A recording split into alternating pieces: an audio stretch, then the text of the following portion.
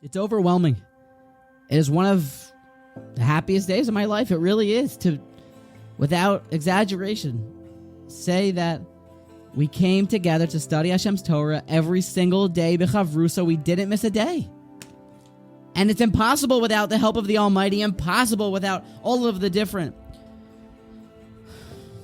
real effort from my wife, from my family, from my father, mother, the donations, the Hanukkah gifts of the microphones, and my father-in-law and my mother-in-law, the constant support and dedication and the spreading of it and the financial help and all the sponsors of the show. And there's so many different takeaways from it that I have, and so many different pieces of wisdom that have come my way that I've been able to see that they just keep repeating themselves. And I felt it would be important.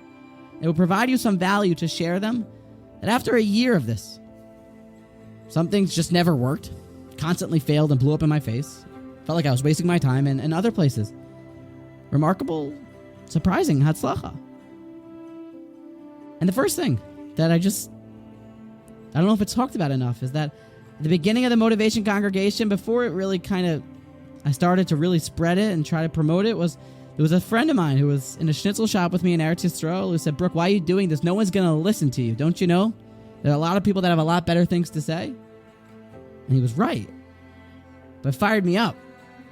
And the competition that I found, if a person knows himself and he likes competition, then it can really help you do some cool things. And the idea, and even though maybe it was bad, of trying to amass followers and have connecting with people in Torah, to be able to tell my friend that, look, it worked. Some people listen. Cannot say from Torah Chachma. Friends, competition often is an important piece of what we can achieve. Secondly, somebody once told me that if you ever told me that I had to brush my teeth, I'm forced to brush my teeth every single day for the rest of my life, I'd be afraid and I'd be frightened by that daunting task. But eventually, when you just do something with consistency over and over again, it becomes easier. It becomes second nature. And I found that while this started out as a brutal process of having to record and find something and then have my wife sync all the audio and the video and then add a line at the end that was catchy and add some music, and it felt like so much, and then eventually you can take harder things, and if you do them with consistency, you can make them anashim iluma, that you can make them second natured and make even the really hard pretty easy.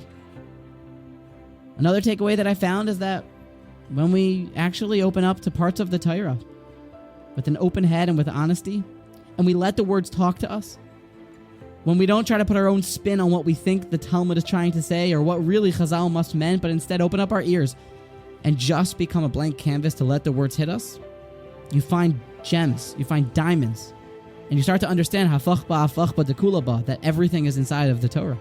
You just have to let it talk to us as opposed to trying to play broken telephone and put your own spin on it. I further discovered that when ultimately you want something, you're trying to amass chachma, you're trying to amass money, you're trying to amass anything that you want in life. If you give it, you're going to get it. It's just a weird nature of the world. If a person goes ahead and says, "I am going to try to make people smile," you're going to end up smiling. I'm going to try to give away money. Somehow, the people that give the biggest charity checks often have it come right back to them. There's a lot of different chachma and teva why this is, but it just seems to be. There's actually a couple of midrashim about this. I'd encourage somebody who wants something, wisdom, money, anything, give it, because it seems to come right back to you. And lastly, when you take upon yourself the responsibility to be mezaka es harabim, to try to help other people, to try to give to someone else, God helps you. I'm not a kid who has any focus capacity. That's the truth. My brain's in a million different places, just like any other kid in 2023. But there's a lot going on in life, but sometimes when you just try to help or teach someone else, try to do a chesed, try to do the motivation congregation, sometimes you find 3 minutes to actually focus on something. And that's just the truth.